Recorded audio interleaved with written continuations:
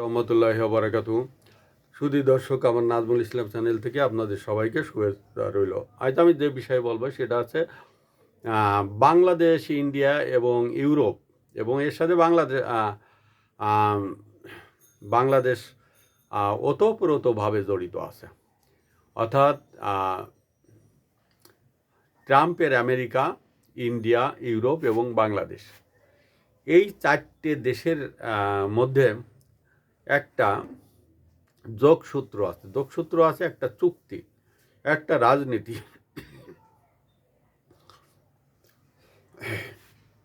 একটা ভূ রাজনৈতিক খেলা। এই ভূ রাজনৈতিক খেলার ভিতরে আছে সাধারণত 7 সমুদ্র 13 নদী পাড়ের একটা দেশ, সেটা আছে ইউএসএ, অর্থাৎ America, United state of America. এই আমেরিকা বাংলাদেশে এসে বিভিন্ন ধরনের অপকর্মের সাথে জড়িত। বাংলাদেশের যে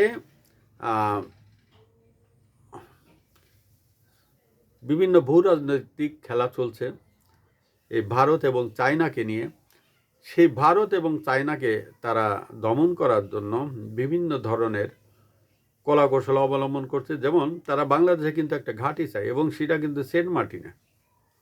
তারা কিন্তু ভারতের কথা বলে না, সরাসরি চায়নার কথা বলে যে চায়নার সাথে বাংলাদেশের বন্ধুত্ব করা যাবে না। ভারতের সাথে তুমি করতে পারো, চায়না এবং রাশিয়ার সাথে করা যাবে না, কারণ রাশিয়া তাদের প্রতিদ্বন্দ্বী, চায়না তাদের প্রতিদ্বন্দ্বী। সম্প্রতি ইন্ডিয়ার উপরেও তারা খড়গহস্ত করেছে এবং তারা বলেছে যে রাশিয়ার কাছ থেকে তেল যদি কেনে ইন্ডিয়া, তাহলে তাদের উপরে 500% কর আরোপ করা হবে। তখন এই ইন্ডিয়া চায়নার সাথে একটা এগ্রিমেন্ট করে, ইউরোপের সাথে একটা এগ্রিমেন্ট করে ফেলাইছে।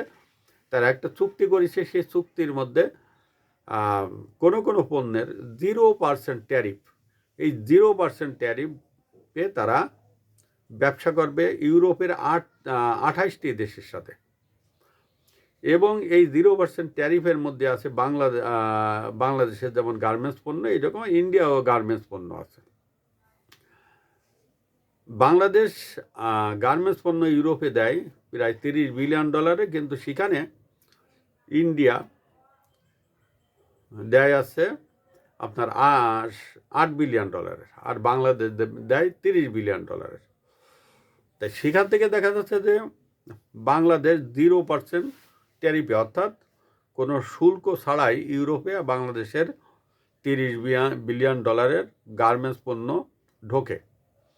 আর ওদিকে ইন্ডিয়া 10% ট্যারিফ দিয়ে ইউরোপে তাদের গার্মেন্টস পণ্য ঢোকায়। এখন এই চুক্তির ফলে ইউরোপে তাদের $30 বিলিয়ন যে গার্মেন্টস পণ্য ঢুকবে, তাতে কোনো ট্যারিফ লাগবে না, অর্থাৎ কোনো শুল্ক লাগবে না। আর বাংলাদেশের এখন কিন্তু বাংলাদেশের উপর তারা 10% শুল্ক আরোপ করবে।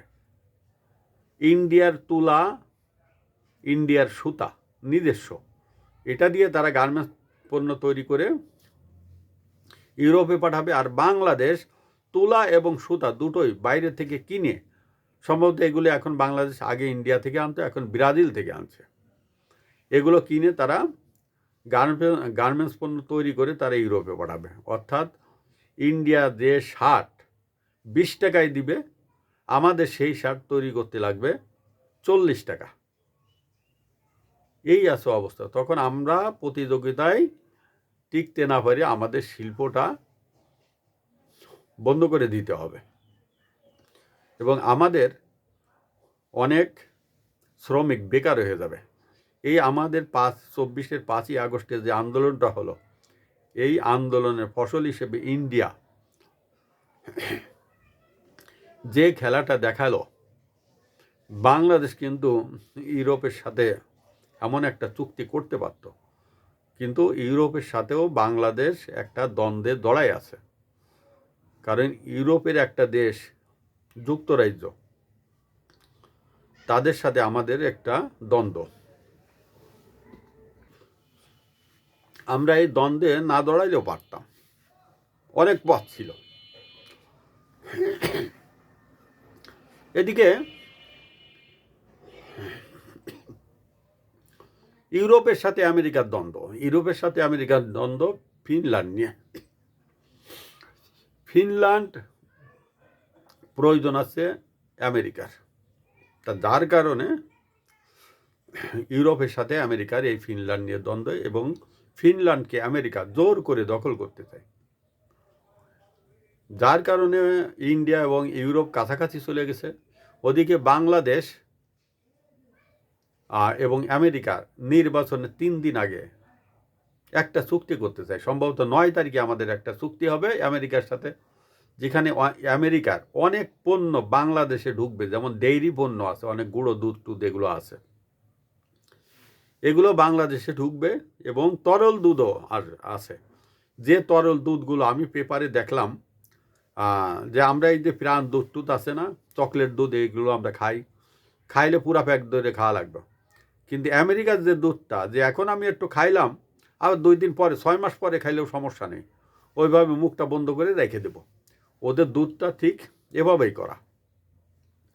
এটা কিন্তু 0% ট্যারিফে বাংলাদেশে ঢুকবে, অর্থাৎ তারা কোনো ট্যাক্স দিবে না। কিন্তু বাংলাদেশি পণ্য আমেরিকায় ঢুকতে গেলে 20% ট্যাক্স লাগবে। আগে 20% ছিল, পরে ট্রাম্প বাড়াইছে 16%, তাহলে কত? 36% ট্যাক্স লাগবে। তাহলে বোঝেন দর্শক যে আমরা কোথায় যে ঠেকেছি। এগুলো আমাদের মানে মাথার উপরে একটা তলোয়ার ধরা হয়েছে।